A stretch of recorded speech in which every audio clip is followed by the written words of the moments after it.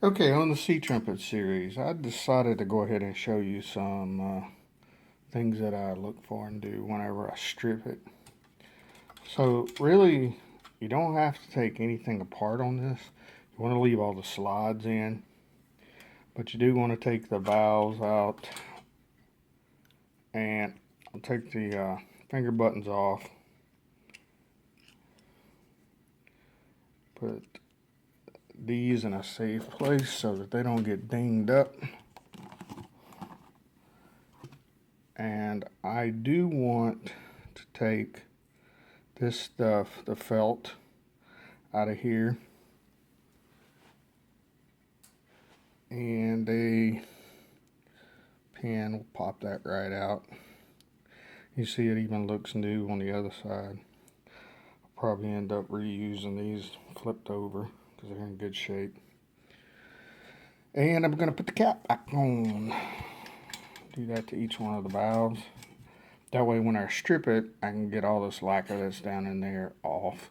And that's just so the horn will age more evenly all over.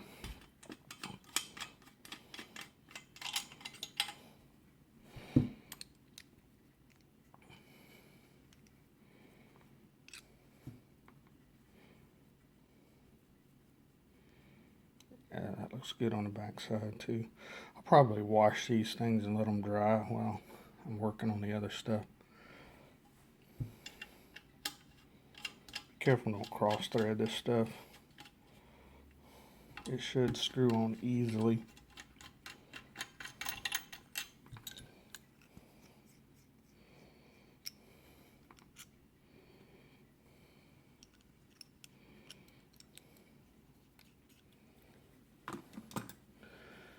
You really don't want to nick this up, because then it's just trash after that.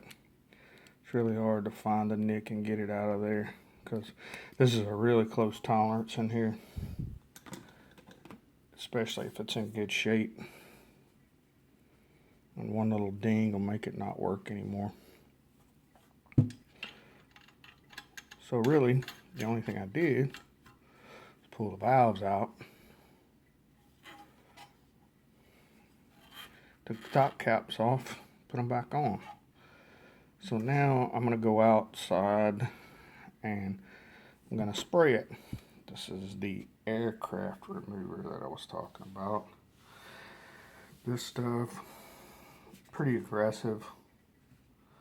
I get it at AutoZone.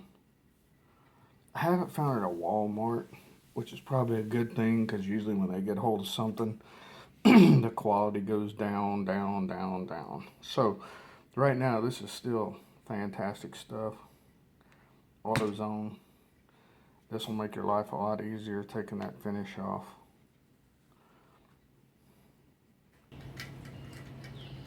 As you can see, the overspray hasn't even settled down yet, and it's already taking the finish right off of this stuff. What I'll do is let that set for a little bit, and then I'll bring it and I'll wash it off really well. Then I'll come back and I'll hit it again, different angles. I turn this thing over and around, and I do it in a cardboard box because I don't have to worry about the overspray as bad. Kind of keeps it in the box.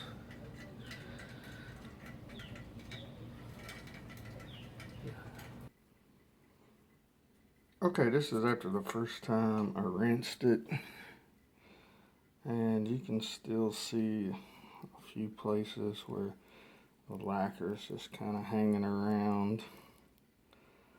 That's why I go back and do it a second time. And I saved some of it. This is actually what comes off whenever you strip it. It actually looks like a snake skin, and it'll just start peeling up off the horn. Now, of course, the worse condition the lacquer is to start with, the smaller these pieces are going to be. And oddly enough, this thing having good lacquer is a big job to clean all that off. They're looking for this crack, and it's between all the little cracks and crevices So I do it once, rinse it off, dry it, and then go back. And while you're doing it, you can feel the little spots and see some of the little skin looking pieces still hanging on in places. So the second time around, that usually gets rid of all that nonsense. And yes, it is very shiny right now, except for that place where you can see where the soldered the finger ring back on. But it will turn, and that's okay. Alright, I'm going back out to hit it again. Be back in a second. Alright, so I went through the second time. Actually, I did it one third time because I found a spot that was still a little tough to get off, which was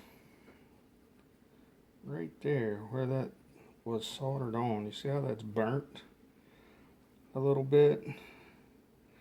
Well, that's the reason you need to get the lacquer off before you start on it, because where that lacquer had cooked, it did not want to come off at all. Now, that's not going to be that big a deal because I am going to have this all apart and I'll be sanding and polishing as I go through putting things back together.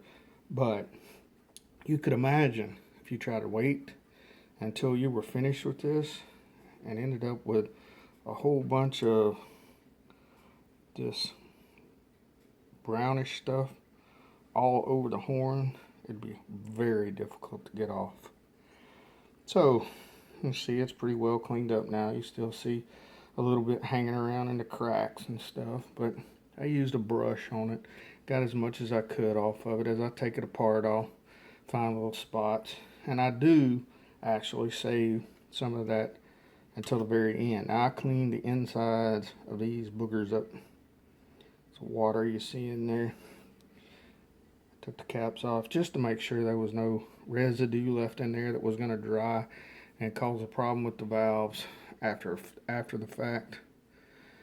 So now, clean enough, lacquer's off, I am ready to start taking this thing apart. That'll be the next video. Thanks.